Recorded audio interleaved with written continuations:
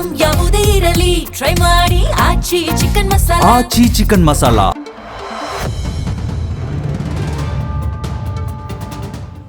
ಅಮೆರಿಕಾದಲ್ಲಿ ಯಾವುದೇ ಯುದ್ಧ ಕೇವಲ ವಿದೇಶಾಂಗ ನೀತಿಯ ಸಮಸ್ಯೆಯಾಗಿ ಉಳಿಯೋದಿಲ್ಲ. ಅದು ಬೇಗನೆ ದೇಶೀಯ ರಾಜಕೀಯದ ದೊಡ್ಡ ಅಸ್ತ್ರ ಅಥವಾ ಹೊರೆಯಾಗುತ್ತೆ. ಡೊನಾಲ್ಡ್ ಟ್ರಂಪ್ ವಿಷಯದಲ್ಲಿ ನಿಖರವಾಗಿ ಇದೇ ಆಗ್ತಾ ಇದೆ. ಇರಾನ್ ಮೇಲೆ ದಾಳಿ ಮಾಡುವ ಮೊದಲು ಅವರು ಔಪಚಾರಿಕ ಕಾಂಗ್ರೆಸ್ ಅನುಮೋದನೆಯನ್ನು ಸಹ ಪಡೆಯಲಿಲ್ಲ ಮತ್ತು ಈಗ ಈ ನಿರ್ಧಾರ ಅವರ ದೊಡ್ಡ ಪ್ರಮಾದ ಅಂತ ಸಾಬೀತಾಗ್ತಾ ಇದೆ. ಸ್ಪಷ್ಟ ಸಾರ್ವಜನಿಕ ಅಭಿಪ್ರಾಯವಿಲ್ಲದೆ ದೇಶವನ್ನ ಹೊಸ ಸಂಘರ್ಷಕ್ಕೆ ತಳ್ಳಿದ್ದಾರೆ ಅಂತ ವಿರೋಧ ಪಕ್ಷಗಳು ಅಧ್ಯಕ್ಷರನ್ನ ಆರೋಪಿಸ್ತಾ ಇವೆ. ಆದರೆ ಆಶ್ಚರ್ಯಕರವಾಗಿ ಟ್ರಂಪ್ ಅವರ ಸ್ವಂತ ಬೆಂಬಲಿಗರು ಸಹ ಈಗ ಆತಂಕಕ್ಕೊಳಗಾಗಿದ್ದಾರೆ. ಅಮೆರಿಕ ಮೊದಲು ಅಂತ ಭರವಸೆ ನೀಡಿದ ಅಧ್ಯಕ್ಷರು ಈಗ ಅದೇ ಬಲೆಗೆ ಸಿಲುಕಿರುವಂತೆ ಕಾಣ್ತಿದ್ದಾರೆ. ಅವರಿಗೆ ಬೇರಾವ ದಾರಿ ಕಾಣಿಸ್ತಾ ಇಲ್ಲ. ಟ್ರಂಪ್ ಅವರ ಪ್ರಬಲ ಕೋಟೆ ಅವರ MAGA ನೆಲೆಯಾಗಿತ್ತು. ವಿಯೆಟ್ನಾಂ, ಇರಾಕ್ ಮತ್ತು ಅಫ್ಘಾನಿಸ್ತಾನಂತಹ ಅಂತ್ಯವಿಲ್ಲದ ಯುದ್ಧಗಳನ್ನು ವಿರೋಧಿಸಿದ್ರಿಂದ ಇದೇ ಜನರು ಅವರನ್ನ ಆಯ್ಕೆ ಮಾಡಿದ್ರು. ತನ್ನನ್ನ ಶಾಂತಿ ಪ್ರಿಯ ಅಂತ ಬಿಂಬಿಸಿಕೊಳ್ತಾ ಇದ್ರು ಡೊನಾಲ್ಡ್ ಟ್ರಂಪ್ ಈಗ ಅಂತ್ಯವಿಲ್ಲದ ಯುದ್ಧದಲ್ಲಿ ಸಿಲುಕಿಕೊಂಡಿದ್ದಾರೆ. ಈಗ ಯುದ್ಧ ಮತ್ತಷ್ಟು ಉಲ್ಬಣಗೊಳ್ತಾ ಇರುವಂತೆ ಮತ್ತು ದೀರ್ಘವಾಗ್ತಾ ಇರುವಂತೆ ತೋರ್ತಾ ಇದೆ. ಭಯವು ಉತ್ಸಾಹವನ್ನ ಇಲ್ಲವಾಗಿಸಿದೆ. ಹೀಗಿರುವಾಗ ಸಾವಿರಾರು ಸೈನಿಕರು ಬಲಿಯಾಗಿ ಕೊನೆಗೆ ತಾನೇ ಸಿಕ್ಕಾಕಿಕೊಂಡ ಅಮೆರಿಕವನ್ನ ಖಾಲಿ ಕೈಯಲ್ಲಿ ಮರಳುವಂತೆ ಮಾಡುವ ಮೂಲಕ ಇರಾನ್ ಮತ್ತೊಂದು ಇರಾಕ್ ಆಗುತ್ತಾ ಎಂಬ ಪ್ರಶ್ನೆಗಳು ಹುಟ್ಟಿಕೊಂಡಿವೆ. ಯುದ್ಧದ ವೆಚ್ಚ ಅಮೆರಿಕದ ಆರ್ಥಿಕತೆಯನ್ನೇ ಮುಳುಗಿಸಬಹುದು. ಇರಾನ್ ಯುದ್ಧ ನಡೆದು ಸುಮಾರು 3 ವಾರಗಳು ಕಳೆದಿವೆ ಮತ್ತು ಯುದ್ಧಕ್ಕೆ ಪ್ರತಿದಿನ ಸುಮಾರು $1 ಬಿಲಿಯನ್ ವೆಚ್ಚವಾಗುತ್ತೆ. ಏತನ್ಮಧ್ಯೆ ಅಮೆರಿಕದೊಳಗಿನ ಹಣದುಬ್ಬರವು ಸಾಮಾನ್ಯ ಜನರ ಜೀವನವನ್ನ ನರಕವನ್ನಾಗಿ ಮಾಡಿದೆ. ಪೆಟ್ರೋಲ್ ಮತ್ತು ಅನಿಲ ಬೆಲೆಗಳು ಗಗನಕ್ಕೇರ್ತಾ ಇವೆ. ಕಚ್ಚಾ ತೈಲ ಬೆಲೆಗಳು ಬ್ಯಾರೆಲ್ಗೆ $110 ಮೀರಿದೆ ಮತ್ತು ವಾಲ್ ಸ್ಟ್ರೀಟ್ನಲ್ಲಿನ ಏರಿಕೆ ಜನರನ್ನ ಭಯಭೀತಗೊಳಿಸ್ತಾ ಇವೆ. ಯುದ್ಧ ಮುಂದುವರೆದ್ರೆ ಫೆಡರಲ್ ರಿಸರ್ವ್ ಬಡ್ಡಿ ದರಗಳನ್ನು ಹೆಚ್ಚಿಸಿ ಆರ್ಥಿಕ ಹಿಂಜರಿತ ಉಂಟು ಮಾಡುತ್ತೆ ಅಂತ ಹೂಡಿಕೆದಾರರು ಭಯಪಡ್ತಾರೆ.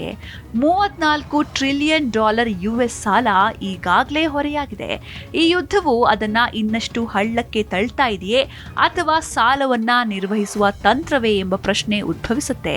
ಟ್ರಂಪ್ ತಮ್ಮದೇ ಆದ ಬಲೆಗೆ ಸಿಲುಕಿಕೊಳ್ತಿದ್ದಾರೆ. ಈಗ ಶರಣಾಗೋದು ಯಾರು? ಇಸ್ಲಾಮಿಕ್ ಗಣರಾಜ್ಯದ ಬೇರುಗಳು ಎಷ್ಟು ಆಳವಾಗಿವೆ ಅಂದ್ರೆ ಕೇವಲ ಬಾಂಬ್ ದಾಳಿಯಿಂದಷ್ಟೇ ಅವರನ್ನ ಕಿತ್ತು ಹಾಕೋದಕ್ಕೆ ಸಾಧ್ಯ ಇಲ್ಲ. ಹಾರ್ಮುಜ್ ಜಲಸಂಧಿಯಲ್ಲಿ ತೈಲ ಚಲನೆಗೆ ಈಗಲೂ ಅಡ್ಡಿಯಾಗಿಯೇ ಇದೆ. ತೈಲದ ಮುಕ್ತ ಹರಿವಿನ ಟ್ರಂಪ್ ಅವರ ಭರವಸೆ ಕೇವಲ ಕನಸಾಗಿದೆ. ಟ್ರಂಪ್ ಬೇಷರತ್ತಾದ ಶರಣಾಗತಿಯ ಬಗ್ಗೆ ಮಾತಾಡ್ತಿದ್ದಾರೆ. ಆದರೆ ಈ ಮಧ್ಯೆ ಯಾರು ಶರಣಾಗ್ತಾರೆ ಎಂಬ ಪ್ರಶ್ನೆ ಹುಟ್ಟಿಕೊಳ್ಳುತ್ತೆ.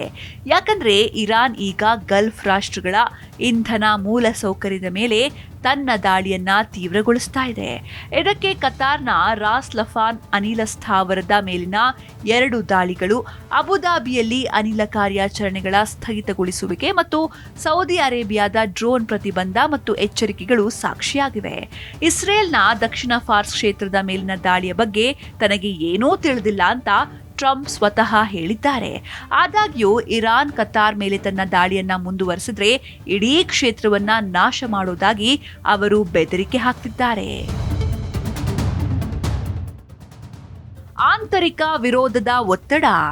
ಮಧ್ಯಂತರ ಚುನಾವಣೆಗಳು ಸಮೀಪಿಸ್ತಾ ಇವೆ. ಅಮೆರಿಕದ ಮತದಾರರು ಗೆಲುವಿಗಿಂತ ತಮ್ಮ ಜೇಬಿನ ಬಗ್ಗೆ ಹೆಚ್ಚು ಕಾಳಜಿ ವಹಿಸ್ತಾ ಇರುವುದರಿಂದ ರಿಪಬ್ಲಿಕನ್ ಪಾಲಿಸಿ ಮೇಕರ್ಸ್ ಆತಂಕಗೊಂಡಿದ್ದಾರೆ. ಮಾಜಿ ಭಯೋತ್ಪಾದನಾ ನಿಗ್ರಹ ಮುಖ್ಯಸ್ಥ ಜೋ ಕೆಂಟ್ ತಮ್ಮ ರಾಜೀನಾಮೆಯಲ್ಲಿ ಇರಾನ್ಗೆ ಪ್ರಮುಖ ರಹಸ್ಯ ದಾಳಿಯ ಬಗ್ಗೆ ಯಾವುದೇ ಮಾಹಿತಿ ಇರಲಿಲ್ಲ ಮತ್ತು ಅದು ಪರಮಾಣು ಬಾಂಬ್ ಅಭಿವೃದ್ಧಿಪಡಿಸುವ ಹಾದಿಯಲ್ಲೂ ಇರಲಿಲ್ಲ. ಇಸ್ರೇಲ್ ಅಮೆರಿಕವನ್ನ ಈ ಸಂಘರ್ಷಕ್ಕೆ ಎಳೆದಿದೆ ಅಂತ ಅವರು ಸ್ಪಷ್ಟವಾಗಿ ಹೇಳಿದ್ದಾರೆ. ಸೆನೆಟ್ ರಿಪಬ್ಲಿಕನ್ನರು ಮತ್ತೆ ಟ್ರಂಪ್ ಅವರ ಯುದ್ಧ ಅಧಿಕಾರವನ್ನ ನಿರ್ಬಂಧಿಸುವ ನಿರ್ಣಯವನ್ನ ತಿರಸ್ಕರಿಸಿದ್ರು. ಆದರೂ ಈ ವಿವಾದ ಉಲ್ಬಣಗೊಳ್ಳುತ್ತಲೇ ಇದೆ. ಇರಾನಿಯನ್ನರು ಸಹ ದ್ರೋಹ ಬಗೆದಿದ್ದಾರೆ ಅಂತ ಭಾವಿಸಿದ್ರು. ಹೌದು, ಮತ್ತೊಂದ್ ಕಡೆ ಟ್ರಂಪ್ ಇರಾನಿಯನ್ನರಿಗೆ ನೀಡಿದ ಭರವಸೆಗಳು ಸಹ ಮರೆಯಾಗ್ತಾ ಇವೆ. ಅಮೆರಿಕ ಮತ್ತೊಮ್ಮೆ ಹಳೆಯ ತಪ್ಪನ್ನ ಪುನರಾವರ್ತಿಸ್ತಾ ಇದೆ ಅಂತ ತೋರುತ್ತೆ. 1953ರಲ್ಲಿ ಅಮೆರಿಕ ಶಾ ಅವರನ್ನ ಪದಚ್ಯುತಗೊಳಿಸಲು ದಂಗೆಯನ್ನ ನಡೆಸಿತು. ಇದು 1979ರ ಕ್ರಾಂತಿಯನ್ನ ಹುಟ್ಟುಹಾಕ್ತು. ಇಂದು 2026ರಲ್ಲಿ ಟ್ರಂಪ್ ದಾಳಿಗಳನ್ನ ಪ್ರಾರಂಭಿಸುತ್ತಿದ್ದಾರೆ. ಆದರೆ ಇರಾನಿನ ಜನರು ಇನ್ನೂ ಕತ್ತಲೆಯಲ್ಲಿದ್ದಾರೆ. ಆಧುನಿಕತೆ ಮತ್ತು ಸ್ವಾತಂತ್ರ್ಯದ ಭರವಸೆಗಳು ಈಡೇರ್ತಾ ಇಲ್ಲ ಮತ್ತು ಪರಿಸ್ಥಿತಿ ಮೊದಲಿಗಿಂತ ಕೆಟ್ಟದಾಗಿದೆ. ಟ್ರಂಪ್ ಅವರ ಜನಪ್ರಿಯತೆ ಕುಸಿತಾ ಇದೆ. ಅವರು ತೈಲದ ಹರಿವನ್ನ ತ್ವರಿತವಾಗಿ ಪುನಃ ಸ್ಥಾಪಿಸದಿದ್ರೆ ಈ ಯುದ್ಧವು ಐತಿಹಾಸಿಕ ತಪ್ಪು ಅಂತ ಸಾಬೀತುಪಡಿಸುತ್ತೆ. ಅಮೆರಿಕದಲ್ಲಿ ಯಾವುದೇ ಯುದ್ಧ ಕೇವಲ ವಿದೇಶಾಂಗ ನೀತಿಯ ಸಮಸ್ಯೆಯಾಗಿ ಉಳಿಯೋದಿಲ್ಲ. ಅದು ಬೇಗನೆ ದೇಶೀಯ ರಾಜಕೀಯದ ದೊಡ್ಡ ಅಸ್ತ್ರ ಅಥವಾ ಹೊರೆಯಾಗುತ್ತೆ. ಡೊನಾಲ್ಡ್ ಟ್ರಂಪ್ ವಿಷಯದಲ್ಲಿ ನಿಖರವಾಗಿ ಇದೇ ಆಗ್ತಾ ಇದೆ. ಇರಾನ್ ಮೇಲೆ ದಾಳಿ ಮಾಡುವ ಮೊದಲು ಅವರು ಔಪಚಾರಿಕ ಕಾಂಗ್ರೆಸ್ ಅನುಮೋದನೆಯನ್ನು ಸಹ ಪಡೆಯಲಿಲ್ಲ ಮತ್ತು ಈಗ ಈ ನಿರ್ಧಾರವು ಅವರ ದೊಡ್ಡ ಪ್ರಮಾದ ಅಂತ ಸಾಬೀತಾಗ್ತಾ ಇದೆ.